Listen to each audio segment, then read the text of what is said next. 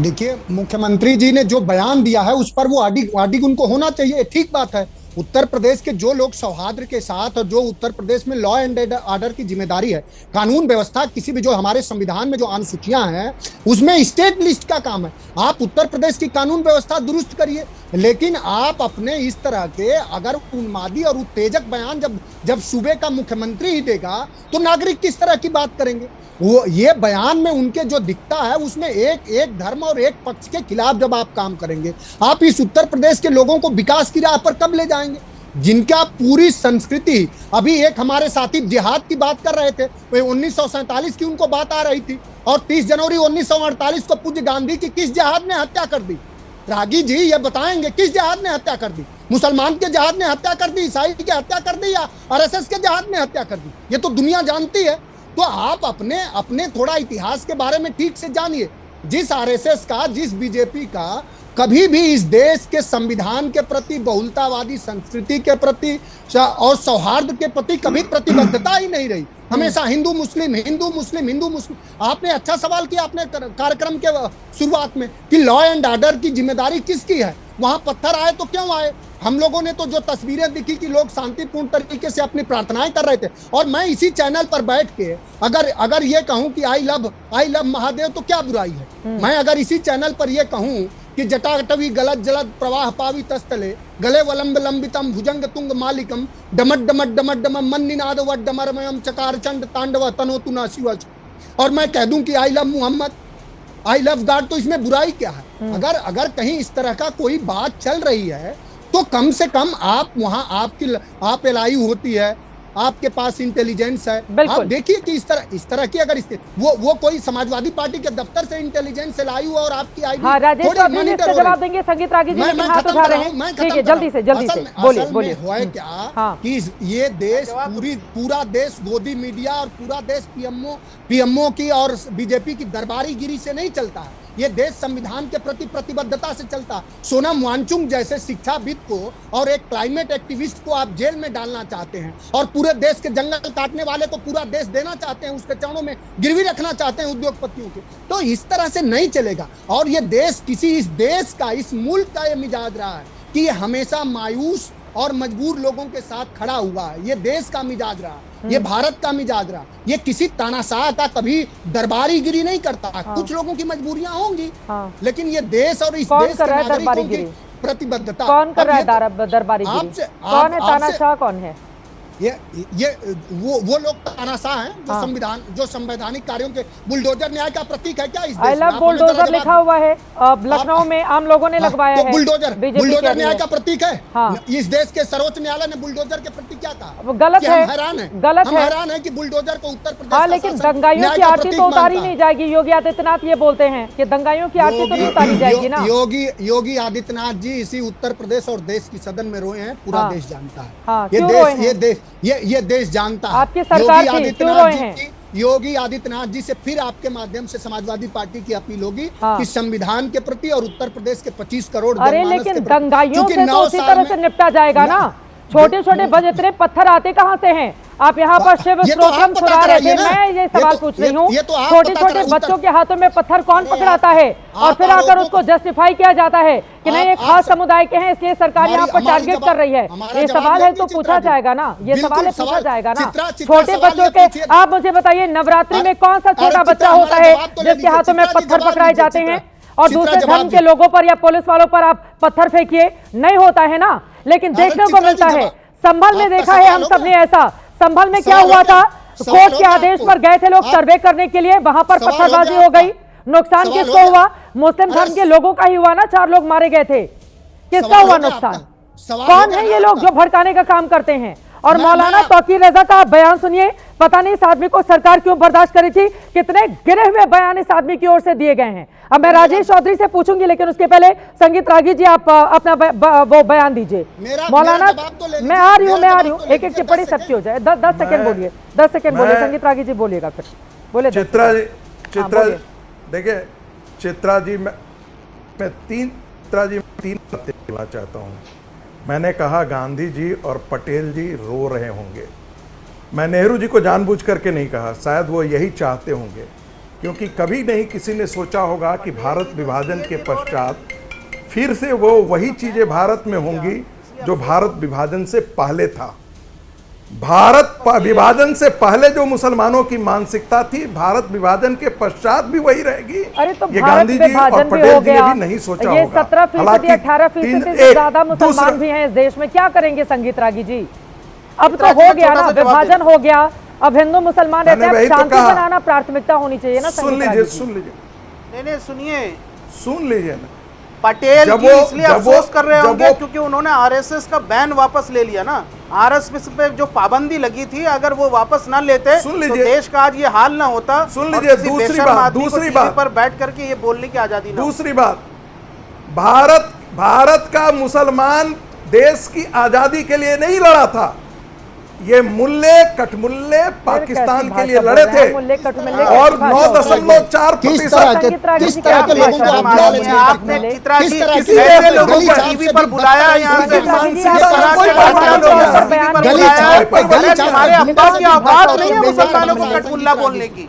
देश के और तुम हो कौन भाई? 9.4%, 9.4 जिन्ना के साथ खड़े होने वाले मुसलमान, अंग्रेजों के आज वही नारे लगा करके सड़कों पर रहे हैं। अंग्रेजों के कोई परिवर्तन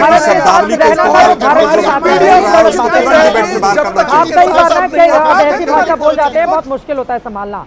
जिसको जाना था जिन्ना के साथ वो चला गया ना, जिसको भारत के साथ रहना था वो भारत में। राजेश चौधरी जी, लेकिन कानून व्यवस्था आपकी जिम्मेदारी है। मानसिकता जिंदा है। हाँ, तुम्हारे मानसिकता जिंदा है। जिन्ना की मानसिकता नहीं जिंदा होती खड़ा नहीं होता, तो ठीक कर दीजिए। कानून व्यवस्था को कायम करना सरकार की जिम्मेदारी है। इस देश में नहीं काम कर रहे होते। राजेश चौधरी जी,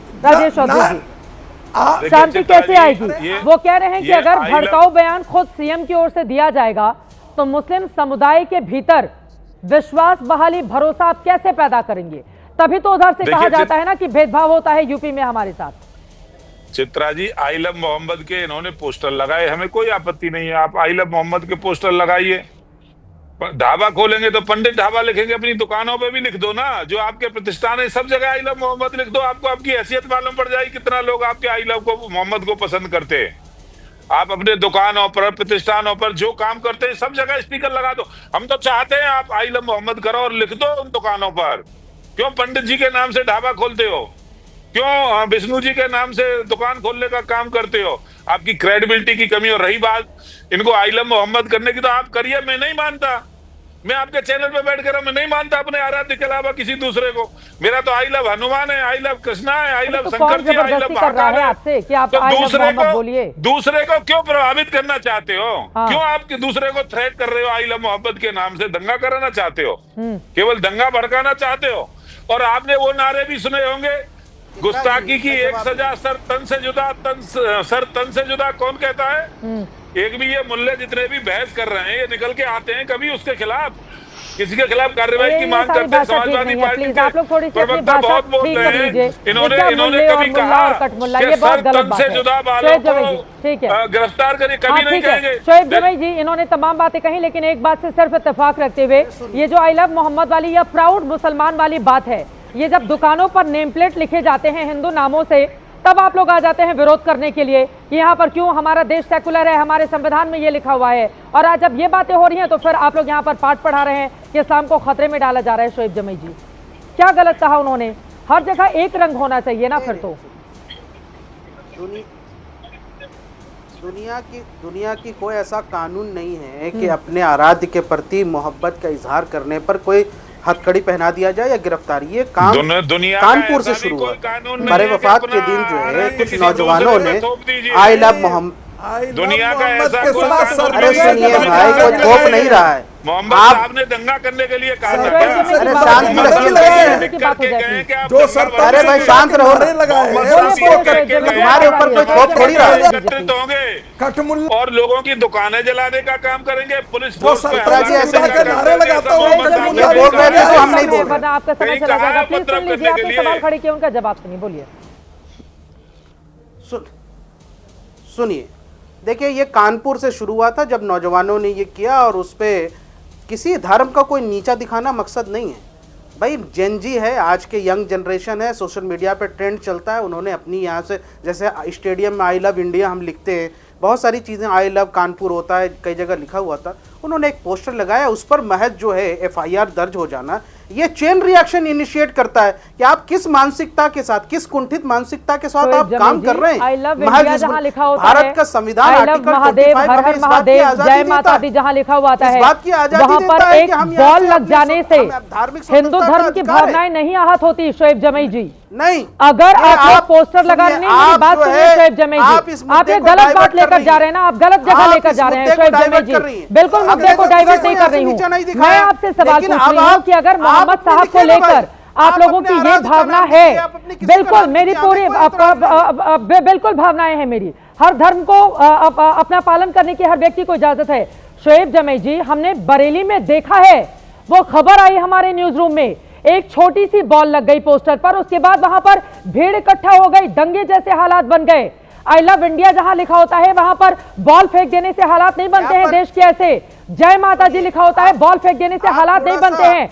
कुछ ऐसे लोग हैं शोएब जमई जी जो इस आड़ में अपने एजेंडे को आगे बढ़ाना चाहते हैं, और ये आप जैसे लोगों की जिम्मेदारी है कि अगर जो ऐसे लोग हैं तथाकथित लोग, उनको आप रोकिए, उनको आप रोकिए, बच्चों के हाथों में बॉल पकड़ाए जाएं ताकि वो खेले, वो बैठ के पत्थर नहीं मारे पुलिस वालों पर। शोएब जमई जी, प्रशासन को नौजवान लड़के, हाँ, और आपने उस पर यहाँ से लाठीचार्ज कर दिया, वो भी इतने बर्बरतापूर्ण तरीके से। हाँ, कोई ज्ञापन देने पर सिर्फ लाठीचार्ज हो जाएगी, ये तो बेरोजगारों के साथ भी हो रहा है, ये तो पुलिस परीक्षा देने वालों के साथ भी हो रहा है, किसी एक वर्ग के साथ नहीं हो रहा है। ठीक है सर, वक्त हमें इतनी की इजाजत देता है। आप तमाम मेहमानों का बहुत धन्यवाद हमारे साथ चर्चा का हिस्सा बनने के लिए। सच है कि मुस्लिम धर्म के भीतर वो विश्वास रहे, उसको लेकर सरकार को जो भी कदम हो वो उठाने चाहिए। आई लव मोहम्मद बहुत अच्छी बात है, इस्लाम धर्म के लोग मानने वाले वो उसका पालन करते हैं, सबको दूसरे के धर्मों का सम्मान करना चाहिए। लेकिन अगर इसकी आड़ में कुछ अराजक तत्व हैं जो समाज का, प्रदेश का,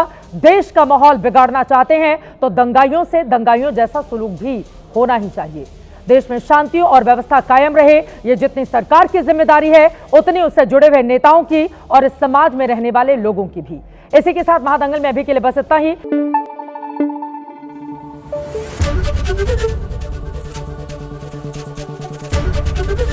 ABP न्यूज आपको रखे आगे।